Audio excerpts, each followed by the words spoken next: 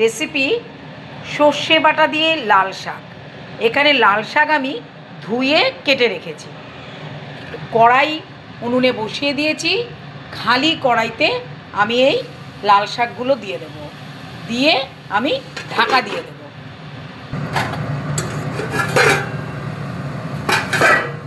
লাল শাক সিদ্ধ হয়ে গেছে, এবারে আমি সোমবার দেবো। কড়াইতে তেল গরম হয়ে গেছে, এবারে আমি অল্প কয়েকটা বড়ি ভেজে নেব।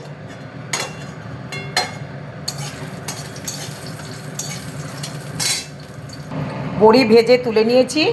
এখানে আমি লঙ্কা, শুকনো লঙ্কা ভেজে নিলাম, ভেজে তুলে নিচ্ছি। এবারে তেলে দেব কাঁচা লঙ্কা,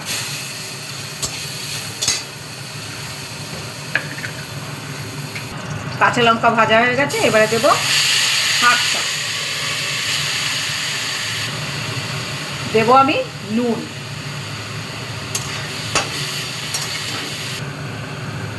মিষ্টি দিয়ে দেবো। এটা কিন্তু আমার চিনি না, বাতাসার গুঁড়ো, আমরা চিনি খাই না। এবারে সর্ষে বাটাটা দিয়ে দেবো অল্প, শাকের আন্দাজ মতো। এবারে শুকনো লঙ্কা যে ভেজে রেখেছিলাম, শুকনো লঙ্কা আর বড়িকে ভেঙে ছোট ছোট করে দিয়েছি, এগুলো আমি দিয়ে দিলাম। লাল শাক আমার হয়ে গেছে, এবারে তুলে নেব, গ্যাস বন্ধ করে দিলাম। সর্ষে দিয়ে লাল শাক ভাজা আমার হয়ে গেছে। এই রেসিপিটা কে কে জানো আমাকে কমেন্ট করে জানিও।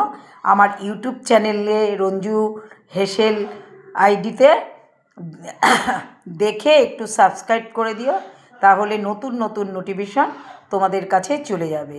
আর কে কে এইরকমভাবে শাকটা বানিয়েছো আমাকে জানিও।